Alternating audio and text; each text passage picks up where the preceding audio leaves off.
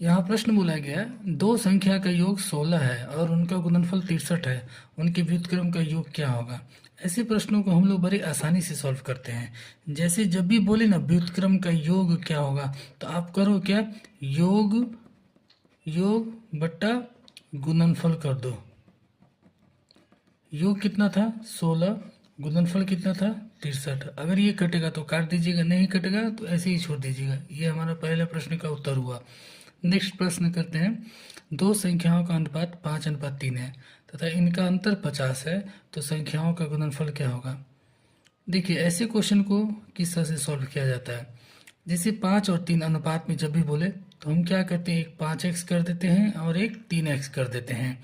अब बोला इनका अंतर 50 है, यानी इन दोनों का अंतर 50 है, तो हमारे हिसाब से कितना अंतर हुआ 2x, और उनके हिसाब से कितना अंतर है 50, यानी x का वैल्यू कितना आ जाएगा 25। बट हमसे पूछा है संख्याओं का गुणनफल क्या होगा।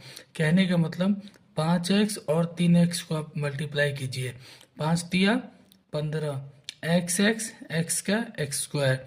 अब देखिए 15 का 15 हुआ और x का वैल्यू हमारे पास कितना आया था 25, 25 का स्क्वायर कितना होता है 625। अगर आप इसको गुना करोगे तो आएगा 9375 आंसर। अगला क्वेश्चन करते हैं, 1 से 12 तक की संख्याओं का वर्गों का योग कितना होगा। बहुत ज़्यादा इंपॉर्टेंट है, बहुत ज़्यादा, इसको आप करके ही जाना।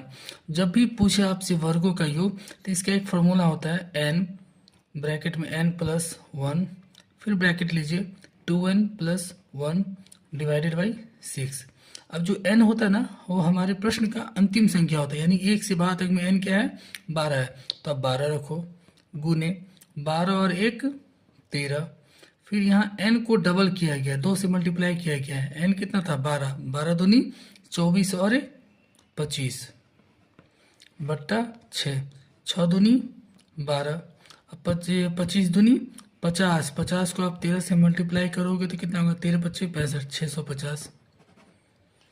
अगला क्वेश्चन करते हैं, दो संख्याओं का योग 27 है और उनके वर्गों का अंतर 243 है। अब दो संख्या का योग बोला है 27, तो हम लोग क्या मानते हैं, दो संख्या हमारे पास तो नहीं है, तो हम मान लेते हैं एक x है और एक y है, तो यानी इन दोनों संख्या का योग कितना है 27 है। और बोला उनके वर्गों का अंतर, यानी जो हमारे पास संख्या था उसके वर्ग का अंतर, यानी ये एक x स्क्वायर हुआ और y स्क्वायर हुआ, अंतर बोला है तो माइनस बराबर 243।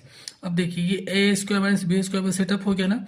अब इसको कर दो क्या, एक बार दोनों को जोड़ दो, एक बार दोनों को घटा दो, बराबर 243 लिख दो।